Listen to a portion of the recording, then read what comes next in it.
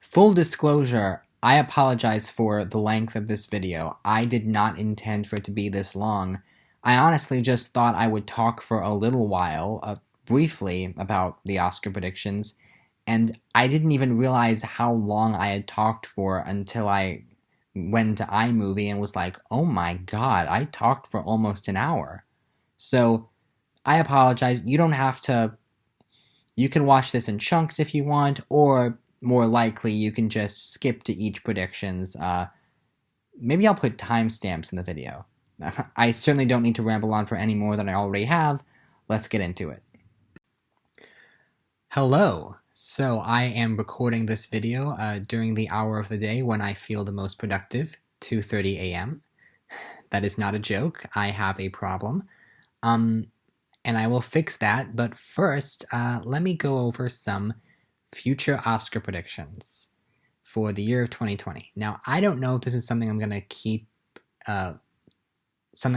doing throughout the entire year, because honestly, the most important one to have is the early Oscar predictions, because you get those out of the way, and then a year from now, you can look back and be like, oh, this is all the places where I got it wrong. And I wanted to do mine nice and early, and I also wanted to limit just how much looking other Oscar predictions that I did. I did just a little bit of it, but I tried to not copy anything. I mostly just got giant lists of everything that was coming out and said, okay, what looks like it could be a contender? And I'm going to try to stick with my gut as much as possible, because yes, other more professional people do these predictions too, but they are often wrong.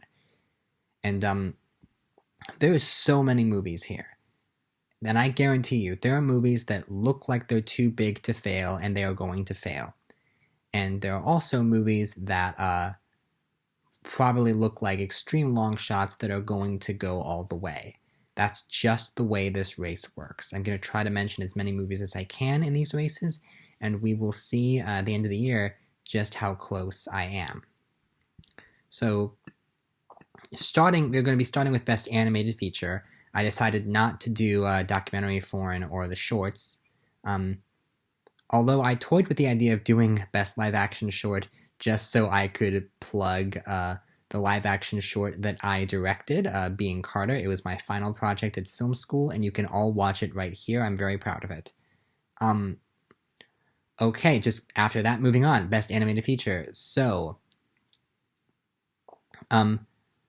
Onward is the film that I'm currently predicting, and I'm just gonna spoil this right out of the gate. I would like to believe that Onward might be a potential Best Picture player.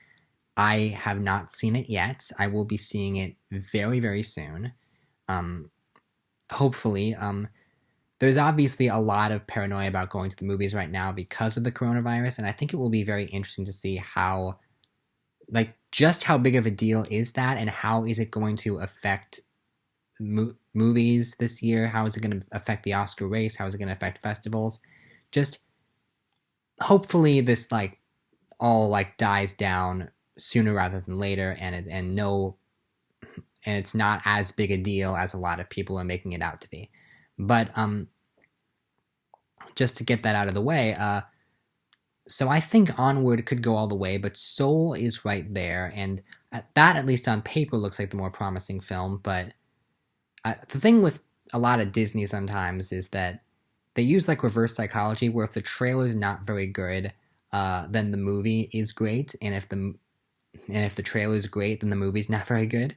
So simply the fact that Onward didn't look that great from the previews and is now getting great reviews, I think it's going to be a big contender. Now, Raya the Last Dragon is Disney, and it's also Disney embracing Chinese history, or Japanese. Disney embracing Asian culture. I don't want to put my foot in my mouth. And then Over the Moon is Glenn Keane and returning to animation, and that's going to be a big deal. How Do You Live just missed the cut. That's Miyazaki. I don't know if that's going to be anything, because Miyazaki doesn't always make it. Studio Ghibli makes a lot of films, but they don't always make it, so it's possible. Connected is Sony animation that is probably going to be a fun fifth slot. I think the top five is a pretty solid list, and I don't really know what else to do. A lot of the animation fare this year doesn't sound particularly interesting. Um, and Red Shoes and the Seven Dwarfs, I don't even think has an official release date. But everything I've seen about that particular movie is that it's much better than the terrible advertising makes it out to be. So that's how animated films work, apparently. So who knows? Animated feature is usually pretty easy to guess, like 3, maybe 4 some years. So yeah, I think 2017 I got 4 out of 5. Moving on. Best sound mixing. Okay, so now we're going to get a sense of which movies I think are going to be a big deal. So number 1 is Christopher Nolan's Tenet. Christopher Nolan is always in the race until told otherwise. And this movie looks like it's going to be a big deal, so I have it as a major tech player. And then right behind that is In the Heights, which is one of my most anticipated movies to come out this year. And it's a musical, so I'm going to predict it's going to do fairly well. You'll see it pop up in a lot of the major categories, and that might just be wish fulfillment. Wishful thinking, rather. But I like to have a little bit of wishful thinking early in the year because anything can happen, so why not? And then Spike Jonze's Da 5 Bloods, which I'm on the fence about just how well that can do because Spike Lee's movies don't always hit. So we'll see, but there's a chance it could be big.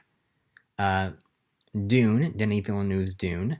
I think when I first put these predictions together, I had Dune like really high in a lot of categories, and then I realized like the book's not really an Oscar thing, so it really depends. Denis Villeneuve is a great director, and I think it'll do well in tech nominations, but I'm not sure what else it'll do. And then News of the World is a Western directed by Paul Greengrass and starring Tom Hanks, and this was honestly the best image I could find for it right now. So Mank, you'll hear more of that movie later. Onward, I think we'll see how well it does in a Best Picture conversation. Wendy, Bernstein, and The Prom, all movies you'll hear more about later. Yeah, so I had a lot of contenders, but these, I feel pretty confident right now, but it's really easy to say that in March. Okay, Best Sound Editing. So how well does this match up, actually? Okay, that's 4 for 5, which is pretty accurate. Now, I've heard some people talking about maybe sound editing and sound mixing could be combined into one category. If that happens, I'll just change my predictions around a bit. I've also heard some people suggest that we could have two additional categories for best casting and best stunts. I'm not gonna make anything until something is officially announced, but I would be intrigued by either of those categories being included at the Oscars. Best Original Song. There are actually a surprising amount of musicals this year, and a lot of them are musical film adaptations of Broadway shows, but it's pretty common to add a song when you do it, specifically because of the Oscars. And so, like, you'll notice that only the top 2 have names, and actually the reason they are the top 2 is because they have names. I don't know what they're going to do in the awards race, but No Time to Die, I haven't actually listened to that one yet, but a lot of people assume it's probably in because it's James Bond and also because there's not much else to predict right now. And then I did listen to Carry Me With You from Onward. I think that's probably going to do pretty well, but we'll see. I mean, animated movies usually do very well in this category. I will say, though, I'm curious if animated movies can have a bit of a resurgence after Parasite made history last year as the first foreign film to ever win Best Picture. And I wonder now if they'll be like, okay, it's animation's turn. Again, haven't seen the movie, but from everything I've heard, it could be right up the Academy's alley. But maybe Soul could be that too. Like, it's hard to tell at this point.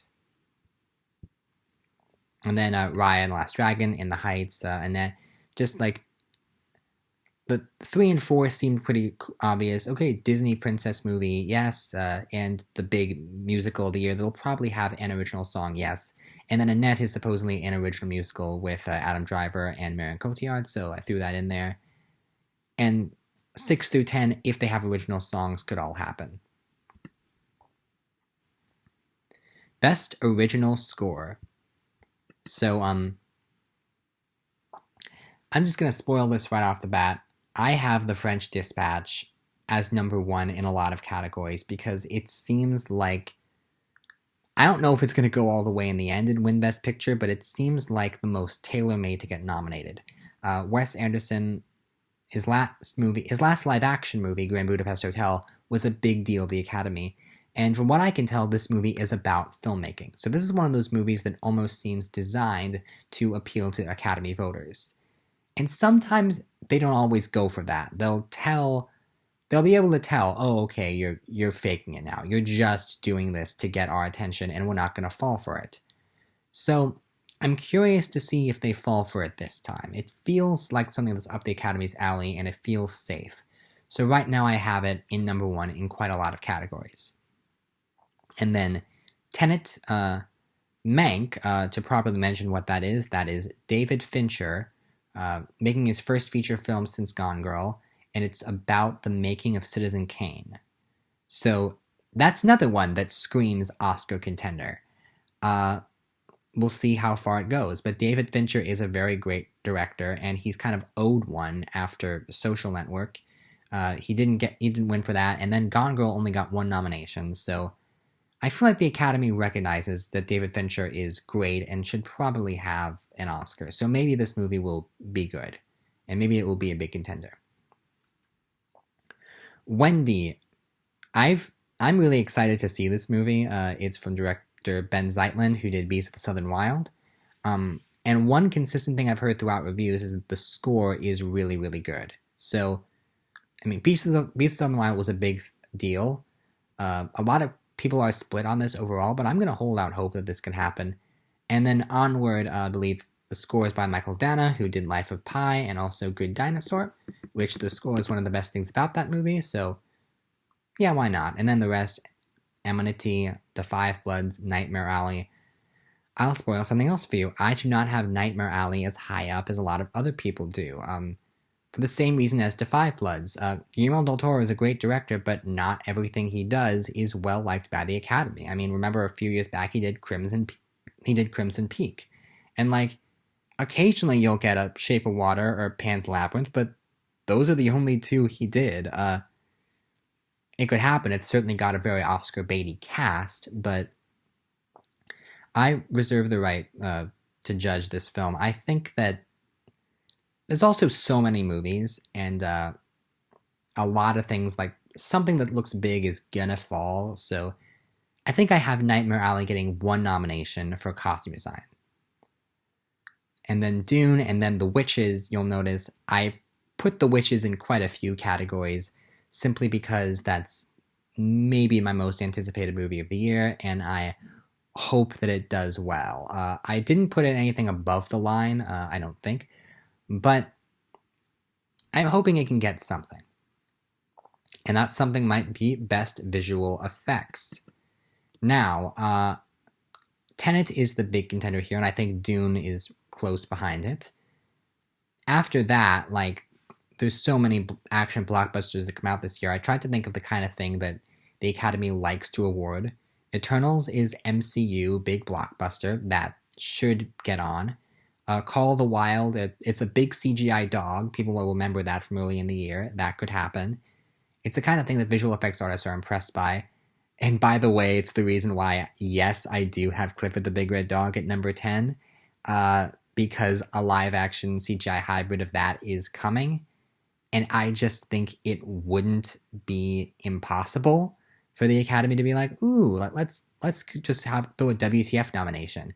I do think Sonic the Hedgehog is more likely because there was that whole story about how the design was awful, and then they spent months and months reworking it, and now it looks great. And they might reward it for that alone. And then the others, Morbius, Tomorrow War, Bios, are just interesting things I've heard about that could have big effects in them. The witches, we'll see how they do. We'll see how the talking mice look. I want to believe that the film is going to be well received, so keep it in the back of your mind. And then let's go on to best makeup. Okay, so The French Dispatch #1 because there's a lot of makeup in that trailer, and then I think Blonde at #2. I feel like there's usually like that one where like you see the set photo of actor playing famous person and you're like, ooh, they're gonna be in the Oscar conversation for that. And we'll talk about Best Actress later. But I feel like that transformation is gonna help her in makeup. It's gonna be a coattail nomination. And then, oh, I do have Nightmare Alley here. I wonder if there's any makeup and hairstyling in that movie. The Witches, because hopefully the Grand High Witch's face is done with makeup. And even if it isn't, like, the rest of the witches are gonna be makeup. Like, they're bald and they have, like... I mean, do the book right, Robert Zemeckis. Do the book right. And The Five Bloods Vietnam movie, like 1917 war, gunshot injuries, that kind of thing. Kind of regretting not putting Mank higher, though. I feel like that's right there, but we don't know how successful that movie's going to be. This is the problem. I would vary from category to category with just how successful did I think a movie was going to be. And so some of the nominations are kind of erratic, and I feel like I'm gonna look back at this and be like, why didn't I predict that movie to get more? Like, we don't know. Like, I'm also like tired and sleep deprived, and like my sleep schedule has gotten so far off ever since film school ended. But you do not want to hear about that. Everybody's talking about Jamie could be interesting. I wonder how that's gonna do. But The Prom is a musical adaptation that I am rooting for. A lot of musicals this year, and I am in for that. But anyway, I think that's pretty much it. Let's go up to Best Costume Design. Wes Anderson for French Dispatch, obviously. Amanity, however you pronounce that. We will all learn to pronounce that because it's going to be a big thing. Nightmare Alley, News of the World, Western, Blonde. And the rest, I think, could all show up there. Ooh, let me just say this. I did not mention West Side Story in a whole lot of places because I didn't feel the need to. It's like, okay, hooray, you're doing a remake of a near-perfect movie that won Best Picture. Like, okay, I get it. Like, if you're gonna do it, like, cast actual Puerto Ricans, actual people of color to play people of color, I get that. But, I mean, how well remembered is this movie gonna be 20 years from now? Or will people just be watching the original? Because the original is still a great film. But I just don't feel like this one is gonna get a bunch of Oscar love. I just don't. Um, so, and then the personal history, David Copperfield feels like the one out of nowhere costume design nomination. And then In the Heights is if they like the movie enough. I think the rest are self-explanatory. How is the Grand High Witch going to look? I want to know about that costume design. It's set in the 60s in Alabama, so what are they going to do with that costume design? I'm really curious about that movie. Phew, I have way more energy than I should considering how late it is, or how early it is, rather. But let's move on to Best Production Design. So Anderson, French Dispatch, Mank, Citizen Kane, like that, and In the Heights. I've seen that trailer so many times. Tenet, I think they're going to do really interesting stuff, and it's going to be like Exception, and then Dune, cool world building. Those five all feel right to me. And it does mean leaving off Nightmare Alley, but that's why I felt that Nightmare Alley maybe won't be that beloved. And we'll see how good the others do. I am curious about that remake of Rebecca, though. This is the only place where I've mentioned it. I think it could show up if Manderley looks good. They're remaking two Best Picture winners this year. That is crazy. Why don't you just start remaking bad movies? Like, you don't need to remake something that was great the first time. Like, remake something that actually deserves it. A story that could be told better. It's not that hard. Okay. Best cinematography. Well, I mean, that's what Robert Zemeckis is doing with The Witches. I'm sorry, just on that tangent. But, okay. That's the last time Witches. No, I think it's mentioned one more time. So, best cinematography. Tenet, Dune. I have Tenet right in front of Dune, but I think they could both get in because they're like big tech players. French Dispatch, In the Heights. That shot in the trailer when they're walking up the building. Like, it's going to get nominated for that alone, I hope. And then To Five Bloods, and then Mank. Ooh, actually, like, Mank is about Citizen Kane, and that movie had some of the best cinematography ever in a film, so. I shouldn't have put Mank number 6 so many times. I don't know what I was thinking. Um, but maybe it won't be that big a deal. We'll see. Yeah, I don't really know if I have that much else to say because I think I pretty much went over all these movies, and like, I think I don't know. I'm tired, so let's actually try and go faster a bit here. So, best film editing: Tenet, Mank, In the Heights, To Five Bloods, Dune. I have Dune in editing. Ooh, that can be like the Star Wars Force Awakens. And then this is the first mention of Deepwater. I'll mention that really. I'll go deeper into that in a second, but that's one that I'm really crossing my fingers about. Could be a big deal. Also mentioned here for the first time are Trial of the Chicago 7, which is Aaron Sorkin directing a script that he wrote that's supposed to be a big deal. Steven Spielberg and Paul Greengrass were both attached to direct at one point, so I don't know how it's going to be. When a film spends years on hiatus, that's usually not a great sign.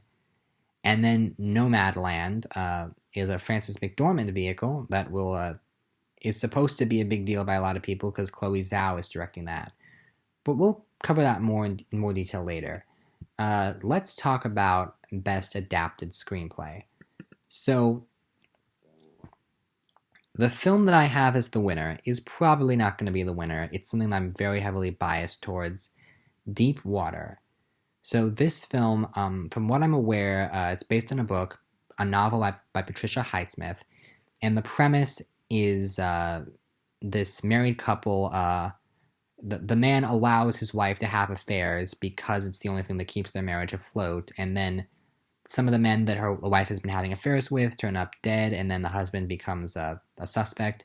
So, interesting premise. The book is well received. Richard Highsmith also wrote the book Carol, so the book that Carol became. The book that became Carol. Wow. And this is why I shouldn't do this at this time of day. But, it's directed by the same person who directed Dangerous Liaisons and Unfaithful and Jacob's Ladder and really influential films, and they haven't made a movie since 2002, so that's interesting. And it stars Ben Affleck and Ana de Armas, also interesting. This has, like, so far so good. It sounds like it could be a real Oscar player. Now here's where this gets good. The script is co-written by two writers. One of them is the guy who wrote the Zendaya show Euphoria. The other is Zach Helm. You might know Zach Helm from a little movie from 2006 called Stranger Than Fiction. That movie was nominated for Critics' Choice Award for Best Original Screenplay. So he got off to a real promising start in Hollywood. And then he wrote and directed Mr. Magorium's Wonder Emporium, which is one of my favorite films of all time, and yet everybody else hates it. Like, people who love Paddington, go watch Mr. Magorium. It's the same thing. It's a beautiful children's book come to life with great cinematography, great production design, a great script, and some of the best Alexandre Desplat score you've ever heard. So, go watch Magorium. It's a great family film. But he did Magorium, people hated it, and then the guy didn't work for 13 years. That is insane. This is his first real credit in 13 years. And I think it's insane that he hasn't worked. And he's such a great writer. I love Stranger Than Fiction, and I really love Magorium. And so I want this movie to really succeed and for him to receive an Oscar nomination. If I have one wish going into this year, is that by the end of it, I will be able to say, Academy Award nominee Zach Helm. He deserves it, and that's my bias, and that's the thing I'm going to be fighting for all year. Deepwater, I probably should have had it in a few other categories. I mean, like winning a few other categories, but this is the category where I'm really going to be pushing it. Best Adapted Screenplay, Deepwater, for your consideration. And he might get it because the competition doesn't look that strong. I'm Thinking of Ending Things, Charlie Kaufman. We don't know too much about that. Nomadland, the Chloe Zhao vehicle we'll get to in a bit. Wendy could be interesting. In the Heights, I don't know what that's going to do. That's like an obligatory nomination because I don't know if the screenplay is going to be the real draw to that movie. And then the rest of these, I threw in The Witches because why not, but it's not going to happen. And so, yeah, I don't know what everyone else has in their predictions, but add Deepwater. Let's get this train going. I was the person who called Brie Larson in Room, like back in 2015 at my February early predictions, because I read the book and I knew how great that character was. So, yeah, this is my one real big wish. Anyway, moving on to Best Original Screenplay. Okay, so I have French Dispatch getting on. I have Trial of Chicago 7 because it's Aaron Sorkin. Mank, which would actually be a posthumous nomination for David Fincher's father, so that's probably going to happen. Happiest Season. Okay, so this is a lesbian drama where Kate Winslet... So Kate... Why did I say Kate? It's because they have the same initials and they pop up later in Best Actress. Kristen Stewart is planning on having Thanksgiving dinner at her girlfriend's house, only to find out that her girlfriend's parents don't know that she's actually been closeted to them. And that seems like it could be a really interesting indie, socially relevant drama that does well. So I have that in a few places. And then onward, if I want to have any hope whatsoever that this film could maybe possibly be a Best Picture player, I have to put it in screenplay. But we'll see. Right underneath that is Tenet, which could also happen. And then The Five Bloods, like Anonymity, which is maybe Best Picture contender. And then Come On, Next Goal Wins. That's Mike Mills, and that's Taika Waititi. So this is a very strong category. Like, any of these could be nominated at the end of the year, and I wouldn't be shocked. But there's some I'm rooting for more than others, so we'll see how it pans out. In the category of Best Supporting Actress, now things get interesting, and I'm also going to say, when it comes to the acting categories, I'm predicting what might be another year of #OscarsSoWhite, and I didn't intend to do that at all. Like, it's just the names that popped up. I don't think there's a ton of, like, ethnically diverse, like, there's actually a lot of Hispanic people in contention this year, but not a ton of black actors, which is really interesting to me. And, I mean, we will see what happens. So Saoirse Ronan, I have her in number 1. I don't know if she's going to win, but it seems like a very, like, co-lead type role that gets nominated here. And honestly, like, Saoirse deserves one. At this point, she's overdue. It might be kind of a blatant makeup Oscar that it might be, not for the best performance, but I'm rooting for her. I think she's safe for a nomination. I mean, it's hard to call her safe this far out, but she's definitely one of the top names in contention. And then Oscar winner Olivia Colman is in conversation for what looks like a pretty interesting role in a film called The Father that did very well at festivals this year. Mackenzie Davis is playing the closeted girlfriend in Happiest Season, the movie I mentioned earlier. And then Ana de Armas in Deepwater. So I have Ana de Armas pulling a Scarlett Johansson this year, which was not my intention, but I think that her role in Deepwater seems baity enough on its own that it can get her the nomination. And then her lead nomination for Blonde feels much stronger, like that could happen. So we will see how it pans out, but either way, things are looking up for Ana de Armas, certainly. And then Amy Adams, I threw her in there because why the hell not? She clearly deserves an Oscar, but Hillbilly Elegy doesn't seem like the type of film that is going to do well. And I've seen a few people put her in lead, but if you actually read what the synopsis of the film is, it's very blatantly clear that she's not the lead. So, yeah, I hope things go well for her. I would love for this to be her year, but Ron Howard does not have the best Oscar track record. He's only been nominated for like 2 of his movies, Beautiful Mind and Frost Nixon. He wasn't even nominated for Apollo 11. And a lot of his movies haven't been that great recently. So his last movie was Solo, a Star Wars story. And they pretty much hired him on because like we need somebody who's fine. So, and no disrespect to Ron Howard, but I'm not so sure. Unless the Academy is just like, whatever, let's just give her something. It's funny because Amy Adams is in the same movie as Glenn Close. Glenn Close also has a role in Hillbilly Elegy. And when I looked this movie up on IMDb, I saw in the trivia section, it's like, Amy Adams and Glenn Close, between the two of them, have 13 Oscar nominations and 0 wins. And I'm just like, that sucks for both of them. I'm sure when they were on set making that movie, they had a lot of interesting things to talk about. And then 6 through 10, Helena Zengel, child actor, who seems like she's going to have a pretty big role in News of the World, so pay attention to that.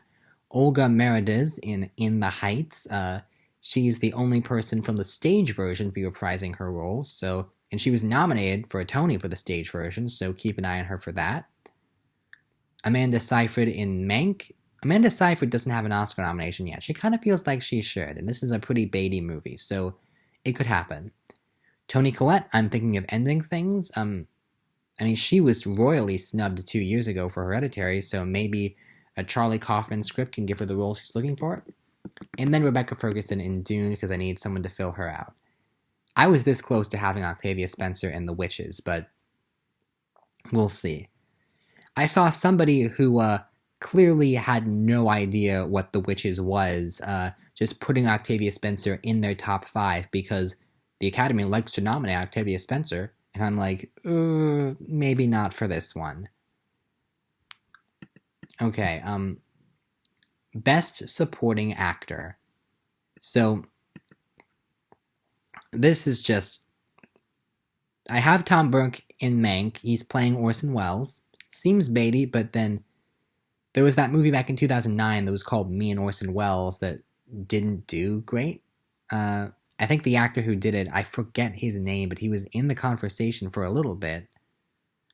Then Stanley Tucci for Supernova. I don't have Supernova mentioned anywhere else, but it seems like a gay male drama where it's between Tucci and Colin Firth, and Colin Firth is going to get the lead role.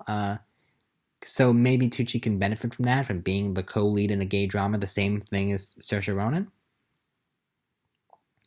Paul Walter Hauser is a guy that I'm rooting for. Like, he really stood out to me when I saw I, Tonya, and then when I saw Richard Jewell, he stood out to me even more. I'm like, I thought he should have been in the Best Actor conversation that year. And then, like, here he is doing a supporting role for Spike Lee, like, which he was technically in BlacKkKlansman, but in a smaller part. I'm like, I hope he gets his due. He's a really good actor. And then David Strathairn for Nomadland. He could happen. Oscar Isaac, I think, is also someone who's due an Oscar nomination, and it could happen for Dune. Will Smith, this was a total accident, but as I was putting this together, I'm like, ooh, he's like the only black person here in like all 4 of my top 10s for the acting categories. And I'm like, could that happen? I don't want to like officially do it. I don't want to pull the trigger because then it's like, it's all on you, Will Smith, to bring us through. But he's certainly one of the ones to watch out for this year. I'm also not positive if the role is going to be lead or supporting, but maybe put him supporting because he's going to have a better time, an easier time getting in. And then Gregory Diaz, young actor playing the Tony-nominated role of Sonny in the Heights. Michael Keaton, he's Michael Keaton doing a Sorkin movie, so why not? Adrian Brody is playing a screenwriter for Marilyn Monroe in Blonde, and then Jesse Plemons is an abusive boyfriend in Charlie Kaufman's I'm Thinking of Ending Things. These seem like interesting roles and interesting projects, and depending on how well the films do, I could see some of them being carried along with their work. So, it's tough. This one's tough. Supporting actor is a really hard category to gauge this far out. I'm not super confident on this, but we will see. Next up is Best Actress. Ana de Armas seems like the clear frontrunner right now because she's playing Marilyn Monroe in Blonde, and it's the thing I was saying earlier. Like when you see the set photo and you're like, "Ooh, I smell an Oscar." I was torn between saying I smell an Oscar and I smell Oscar, and so I said I smell a Oscar. Now, Frances McDormand, were not for the fact that she just won her second, might be looking like a contender for Nomadland. That film really looks interesting and like it could be a strong vehicle for her. Kate Winslet is going to go for the gold for Ammonite. I am going to learn how to pronounce that. And then Meryl Streep. I'm just going to say this. Every Best Actress, every person who's doing early Oscar predictions needs to pencil in Meryl Streep in the top 5 because she is Meryl Streep and she is playing a character that received a Tony nomination for Best Actress in a leading role. Like, what more do you need? Like, she's Meryl. She gets on for everything. And the things she doesn't get on for, I'm tired, those are the things that she never really stood much of a chance for. But the fact that this is a Tony-nominated role makes it feel all the more evident that she is going to get nominated. Like, doubt Meryl at your own peril. I really feel like she's getting on unless the movie completely bombs. But I'm going to have faith. It's a great musical. I've listened to quite a bit of it. And I've heard some great things. So, yeah, Meryl Streep. The role seems interesting. Now let's nominate Meryl Streep. And then the 5th spot, I have Kristen Stewart. Because why not, honestly? Like, Kristen Stewart's been really trying, both she and Robert Pattinson, oddly enough, really trying to break free of the Twilight mold. And it's a shame that she's doing so much indie films that don't require her to, like, be a really, like, they don't require her for a lot of broad acting. It's very subtle stuff that you have to, like, really judge from a distance. That's probably the wrong way of saying it, but go watch her performance in the movie Zathura and you'll see what I mean. It's like she is so emotional in that. It's like, how is this the same person who became famous for never emoting? But like, I hope that she does a good job in Happiest Season. It feels like it could be her role. Now, I've heard a lot of things about Carey Mulligan and Promising Young Women, but I think there's a very good chance that people will just forget about that movie by the time Oscar rolls around. Leslie Grace is, by all evidence, playing a great character in the Heights. Jessie Buckley is doing Charlie Kaufman. Devin France is the child lead of a Ben Zeitlin film, and that worked out great for Convention Wallace. And Elizabeth Moss, I could hear some people groaning because they're like, well, they didn't nominate Toni Collette, and they didn't nominate Lupita Nyong'o, so they just don't like leading ladies in horror films. Yeah, but this might be kind of a makeup thing. Like, hey, we're sorry we didn't nominate Lupita Nyong'o or Toni Collette, so let's just throw a bone to Elizabeth Moss so we can say we did it. We're hip. We can acknowledge the horror movie actresses. They're great. I don't know. It's possible. A lot of really strong faces in this category. Let's move on to Best Actor. And, I have Bradley Cooper #1 for Bernstein because it feels like a Beatty role, even though I don't have Bernstein doing well in any other category. I don't think. I think it gets mentioned at a few places, but I mean, it's pretty much just Beatty role. Bradley Cooper is playing real life uh, Leonard Bernstein, which, if you don't know who Leonard Bernstein is, there's a great John Mulaney joke, and that's the first thing I think of when I think of him. And then Ben Affleck, who supposedly gave the best performance of his career in The Way Back, and no one is seeing it, and also it's an early release, so I think that it's going to affect his chances with Deep Water. I feel like that could happen. He could get on. Anthony Hopkins is supposedly great in The Father that played. Gary Oldman is Gary Oldman, and he's in a big movie, so why not? And then Anthony Ramos, man, I'm rooting for you, man. Okay. That's a great story. Like, Anthony Ramos, young upstart, like starred, was a supporting character in Hamilton, moved up to the big role because Lin-Manuel's aged out of it. And then, but the others I think are all possible. Timothée Chalamet is loved by so many people. He almost got on for Beautiful Boy, so if people really like Dune, it could happen. Joaquin Phoenix in Come On, Come On screams Afterglow nominations. Sometimes they like to do that. When you won last year, they'll be like, okay, we'll nominate you again because we still really like you.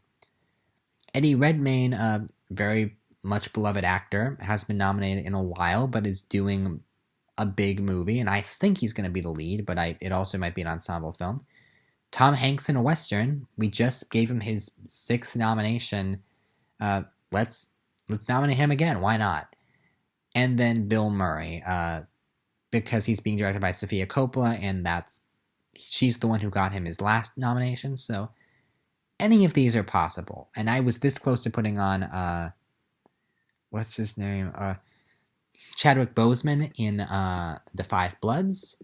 But war movies don't always get a ton of recognition for their acting, like with George Mackay last year, so we will see. It's really a shame that this is mostly white, but that's why I hope the Puerto Rican cast of In the Heights get as many mentions as they can. Okay, so Best Director. This is tricky. So, on the one hand, you'll see David Fincher and Wes Anderson, two talented white male directors who don't have Oscars but probably should, and who are now both trying to get an Oscar by making a movie about the filmmaking business. So, I mean, they're both trying. And I think it's very possible that either one of them could win the Oscar. We'll see just which film is more successful.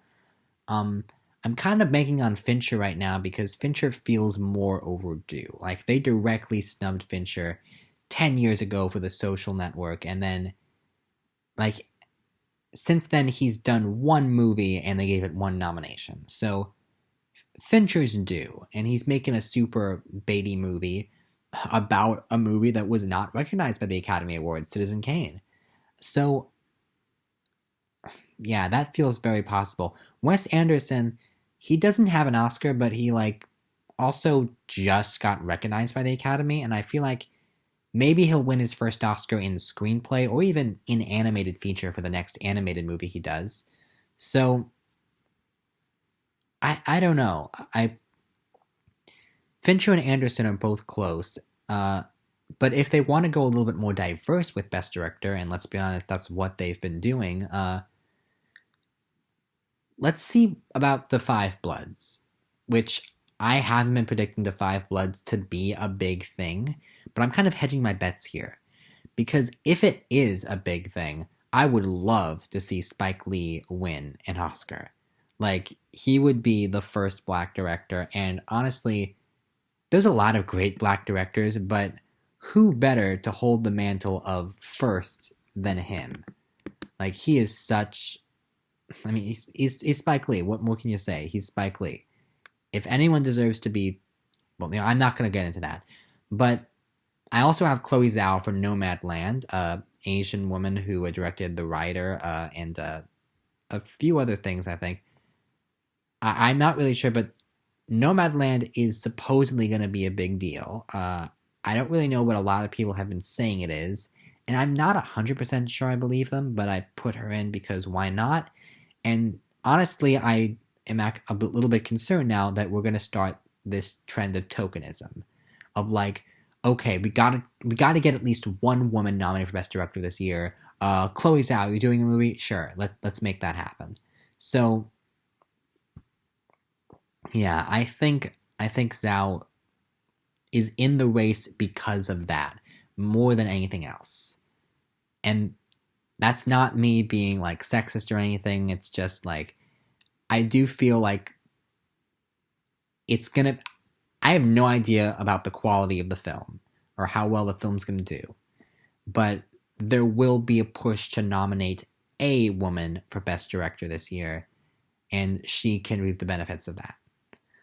So, and then I have Christopher Nolan in number 5 because they're like, hey, let's nominate you. You're a great director, and we haven't given you as much nominations as we probably should. And then John M. Chu, poor John M. Chu, just misses. You're right outside. You can probably get it, man. You could probably one of the top 5 is gonna get knocked out, I'm sure. And then after that, Adrian Lin for Deepwater, his big return. Dan Scanlon for Onward. Maybe it's gonna be a big thing. Who knows? Ben Zeitlin and Denis Villeneuve. Denis Villeneuve. Sorry. It's late. I said it was late when I started doing this, and it is even later now. So let's just wrap this up and talk about Best Picture. So currently I have French Dispatch slightly higher than Mank. They're really interchangeable. I honestly don't know if either one of them is going to win Best Picture. I think Mank is almost too obvious, which is why I have it number 2. French Dispatch is like, oh, okay, this is fun. This is Wes Anderson. And Trevor Noah made a joke about how after... So Green Book won in 2018, and then there was a lot of concern about how that wasn't very woke, and that was very old-fashioned thinking. And then the next year it was Parasite, and that was very different. But he pointed out maybe this is just a pendulum thing, and it's going to swing in the other way next year, and next year it'll be a very white movie that wins. So I think there could be some truth to that, and so I think The French Dispatch and Mank could benefit. Now, I have In the Heights as high as I do because I want to believe it's going to be a big Best Picture contender. After this, like, it really is more about what I think is going to get nominated as opposed to what I think could win. And I probably have Onward higher than it deserves, but hey, like, I feel like all 15 of the films I mentioned here, I'm not saying I think 15 films will be nominated, I'm just saying, like, 1 through 5 will get on, and then we'll see 6 through 10, we'll see how that goes. And then 11 through 15 are the runners-up, the ones that are in contention, I feel. And I don't really know if I have anything else to add to that. I kind of feel like that's the thing because I addressed everything earlier in the video. So, thank you guys for tuning in. And actually, let me give you a quick rundown of how I did. I'm just going to scroll through right here my earlier Oscar predictions from last year. Well, technically these were June Oscar predictions because I was really late in doing these early Oscar predictions. But these were the earliest that I did, that I publicly released them. I think I had a few others that were not publicly released. But Best Animated Feature, I got 3. Toy Story 4, How to Train Your Dragon 3, and Missing Link. I predicted Toy Story 4 would win. I was correct. Best Sound Mixing, I predicted 1917 and Ford v Ferrari as number 3 and number 4. The Irishman was there, and that was my predicted winner. Also, Once Upon a Time in Hollywood and Ad Astra were in the next tier. Best Sound Editing, Star Wars The Rise of Skywalker, 1917, Ford v Ferrari, 3 out of 5. And then Hollywood was later on in the race, number 7. Best Original Song, I Can't Let You Throw Yourself Away from Toy Story 4, and then a song from Frozen 2, which ended up being Show Yourself, 2 out of 5. I didn't call any of the other nominees. Best Original Score, 1917, Star Wars The Rise of Skywalker, Little Women, 3 out of 5. And the other two I don't believe are mentioned. Best visual effects: Star Wars, Lion King, Endgame. Top 3, 3 out of 5. Irishman was number 7. Best makeup and hairstyling: Joker, Judy, 2 out of 5. I don't know if it had been officially announced at this point that makeup and hairstyling would be... Yeah, I think it had. This was June. And yeah, those are the only two that I called. Best costume design: Little Women, Once Upon a Time in Hollywood, 2 out of 5. Jojo Rabbit was my 6. Best production design... Wait. Was 1917 nominated for costumes? No, I don't think it was. The other nominees were... I have the list right here, dang it. So I can confirm that... No. The other nominee was Irishman, which I did not have. So yeah. Anyway, moving on. Best production design. I had Once Upon a Time in Hollywood, number 1. I predicted that winner. I call that winner. And then 1917 and Jojo Rabbit, so 3 out of 5. Yep, I didn't have the other two. Best cinematography: 1917. I already knew it was going to be a one-take movie shot by Roger Deakins, so yes, of course, that was my number 1. And then I had The Lighthouse at number 4, and The Irishman at number 7. So I had 2 out of 5 in my top 5. Best film editing: The Irishman, Ford v Ferrari, 2 out of 5. None of the others were mentioned. Best adapted screenplay: The Irishman is my 1, 1 out of 5. Little Women and Jojo Rabbit were in my next tier. Best original screenplay: Once Upon a Time in Hollywood and 1917. I had 2 out of 5. Marriage Story was my number 10 at the time. Best supporting actress: I had Margot Robbie for The Wrong Movie. I had Laura Dern for The Wrong Movie at number 7. The only one mentioned on the board is Scarlett Johansson in Jojo Rabbit, who was my 8. So technically I got 0 out of 5. Best supporting actor: Brad Pitt was my 2, Al Pacino was my 3, Jonathan Pryce was in the wrong category, and he was my 6, and then Joe Pesci was my 8. I got 2 out of 5. Best actress: Cynthia Erivo, Saoirse Ronan, 2 out of 5, with Zellweger in number 8. Best lead actor: Leonardo DiCaprio. Well, that's it, 1 out of 5. I had Hanks and Hopkins. I didn't realize they were going to be in the other category. And Banderas and Phoenix were in tier 2. This was after Joker trailer had come out, so I was starting to think maybe it could be a thing. Yeah. But I didn't have it placed in too many places. So, best director. Martin Scorsese, Quentin Tarantino, Sam Mendes. Bam, bam, bam. 3 out of 5. The other two were not predicted. And best picture, The Irishman, Once Upon a Time in Hollywood, 1917. So those are my... And I'll count Little Women because it was my 10. And then Jojo Rabbit and Marriage Story were in the next tier. So, yeah. So I'll say 4 out of 5. No, it was 9, so I'll be fair. 3 out of 9. 3 out of 9. Okay, so... I don't know exactly how that is. I'll probably add that up later. You know what? I know I will. I'll add all that up later, and then I'll flash the number on the screen. And that's the number that I've got to beat this year with Oscar predictions. So hopefully I do better. Thank you so very much for watching, and I will see you later. Bye.